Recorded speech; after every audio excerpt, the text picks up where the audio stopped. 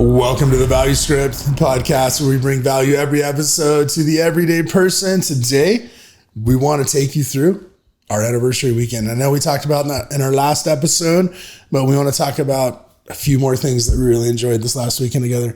One of the things I enjoyed the most was we were sitting around and we were eating and we were just hanging out. And I was like, let's go listen to some live music. Let's see who's playing at the Van Buren. Or I started looking at local venues. So I looked at Crescent Ballroom, the Van Buren, the Marquee, and Roger Klein and the Peacemakers were playing at the Van Buren. And I remembered my cousin had texted me weeks ago and was like, hey, dude, they used to be called the Refreshments. He goes, the freaking Refreshments are playing and we need to go see them. And we have a little personal history with the band. The drummer used to live next to our aunt and uncle, and he gave us a stack of CDs. We never even heard of them, all of them. But we just fell in love with that band and listened to their music and loved how easy they were to listen to and how vibey they were. And so we were sitting around and I was like, hey, dude, Roger Klein, the Peacemakers, they're playing the Van Buren, let's go. And so we got tickets. It's like $40. And the Van Buren's an awesome venue. You walk in, there's no chairs. Just stand up and vibe and listen to the show. And one of the things I was thinking about while I was there is like, they are so fantastic. They were such great musicians. They're expert at their craft. They obviously are, dedicated to making sure they perform professionally and very well. And I had this epiphany and I thought, it was helpful to me because I have looked at, I guess, idols, like the Bible talks you not to worship idols. Right? Yes. Right? And I never thought of it this way, but I was thinking of them and I was like, dude, they are freaking fantastic. They are killing this set. They are just playing these songs phenomenal. Everything sounds great. They only played 3 songs we knew. Mm-hmm. They played for like 2 hours and they were so great that we loved every song because how excellent they were at being a musician. Right? Yeah, it was so good. But did they need to turn around and say, hey, you know what? Yeah, we just killed it, but you know what? We're not Metallica.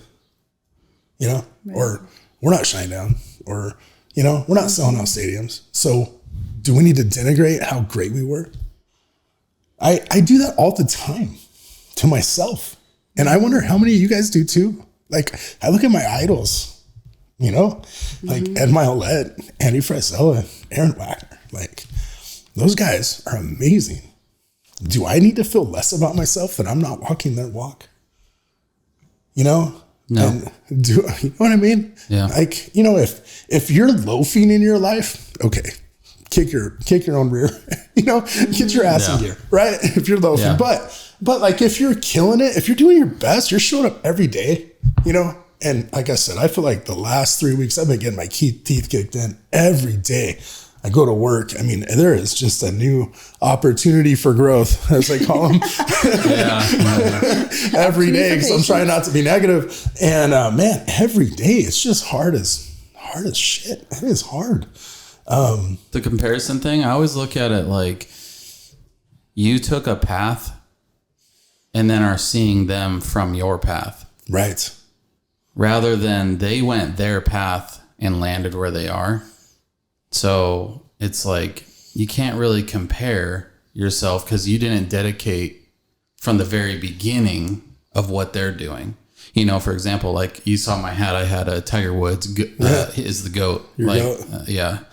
And it's like, I mean, he was playing golf every day since he was like 6 or 7 or something like that.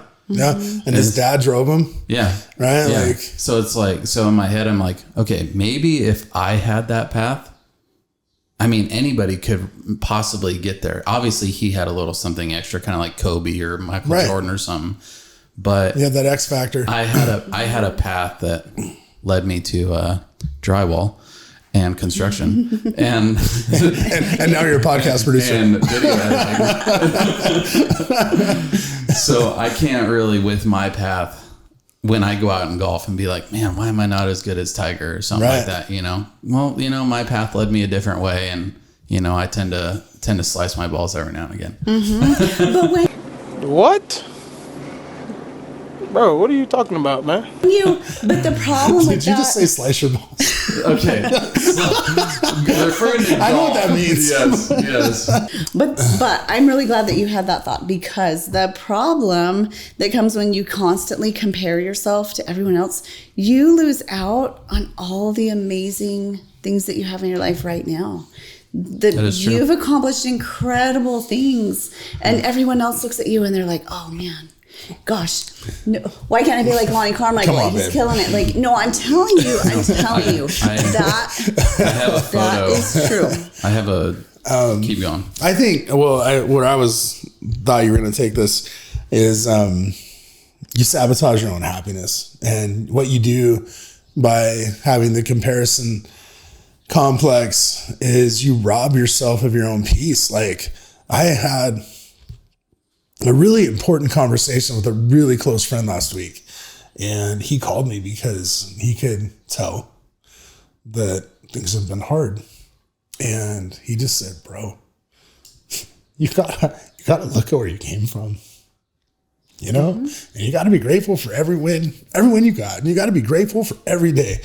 And, if your family's healthy and you're happy and your wife's in love with you, like, I don't worry about anything else, like, whatever. Just keep showing up, keep stacking wins and move forward. And life is going to be great. And maybe I don't, have a Gulf Stream in my backyard, but I'm still working towards it. I'll put the picture up on the episode, but there's a photo that shows a guy in a car, and it says, "Look at that new car," and then there's a bike next to that guy, and he said, "If only I could afford a car." And then the guy next to that was standing at the bus stop and said, "I wish I had a bike." Yeah. And then there shows a guy in a wheelchair, and he's up on his apartment, and he says he can go wherever he wants, looking down on the guy that's walking. Like she was saying with you, it's like there's people that wish the success that you have. Maybe they're questioning the same thing. Yeah, how you're questioning it. There was this analogy I heard one time. It said, I used to feel bad because I had no shoes until I saw a person that had no feet. Yeah. It's like, yeah, we're all walking a different path, but still too, not to not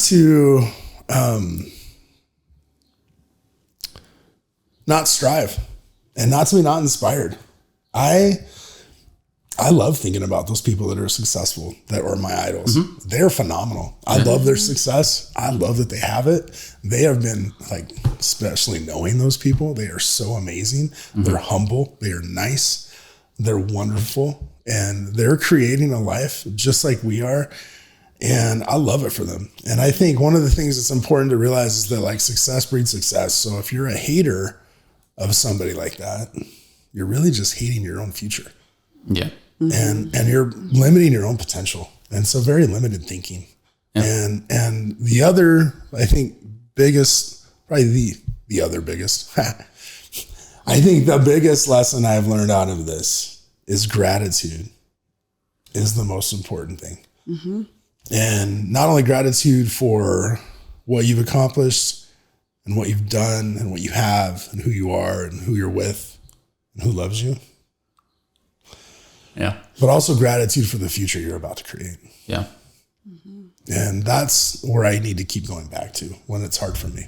It counteracts all the negative thoughts. Like you can't have the negative thoughts when you're being grateful and when you're throwing yourself into being grateful, because there's always going to be a worse circumstance. There's always going to be somebody who's hurting more than you are. There's always going to be some problem that you don't have to deal with.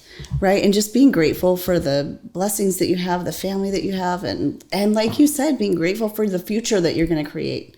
That's perfect. Right. It's perfect. And I was thinking about, I don't think it's a bad thing to think the way, like the question that you brought up, because to me, that's just a sign. Like I'm taking that as a sign is you're still hungry. Yeah. Like you still hungry for more. Yeah. Which isn't a bad thing. I mean, you're just motivated. And it's funny. I'm also happy to bring people along. I don't know. Like I don't have a selfish idea of success. Like I don't have to have it all. I don't got to have all the cornflakes. I can share all the cornflakes with all my friends, you know, you know what I mean? Like there's enough for all of us. Let's go eat, I just, and that's exciting. What I've learned is I think the hardest person I am. I'm the hardest on myself. Yeah. You know, I'm the worst judge of me.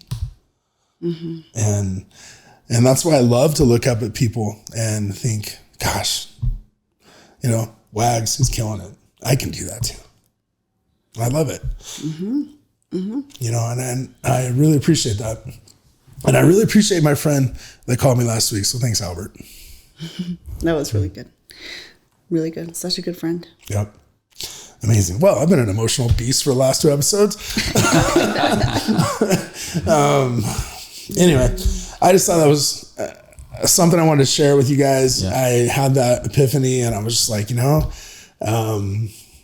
we're at a local almost dive watching these phenomenal musicians play, and they don't need to feel bad that they're there playing with us. They need to just love that they have accomplished what they have and they're able to share their craft and be the musicians they are and move forward. And they were totally comfortable with themselves. You could tell their stage presence. They were totally confident who they were. They were totally confident in their presentation and they owned it. And I think that's what you got to do every day. Show up, be confident who you are, be confident with your presentation and own it. And if you're not, well, that's where you know you need to do some work, you know? And if you're not happy, do the work. I know it's hard, you know, but that's not going to change unless you do. Well, and that's the difference, I think, in between being inspired by somebody and then just comparing yourself to somebody. Because if you're inspired, you can look at their greatness and be like, oh, I love that about them. Like, I want to work towards that. You know, that's beautiful. But if you compare, that brings the negative aspect of not feeling like you're enough. I remember one of the first memes that I was really proud that my daughter knew was, and one of Andy's that said, "Mister, I don't feel like I never had a Lamborghini." Right? And, you know, you don't have to have a Lamborghini, but if you want one, well, you're going to have to do some work. You know, you're going to have to put the time in. You're going to have to do what it takes to get there. And if you don't be upset you don't have it. Mm-hmm. You got a pretty dope Hellcat out there. That's my consolation prize. Next to my pretty badass Camaro. All right. Well, hopefully this was valuable for you guys. If you found value listening to this episode, we encourage you to like, share, and subscribe, and share it with your friends. And also, hit the little notification button on YouTube. And the next time we drop an episode, you will get a notification. Don't forget to tune in to the next episode of The Value Script.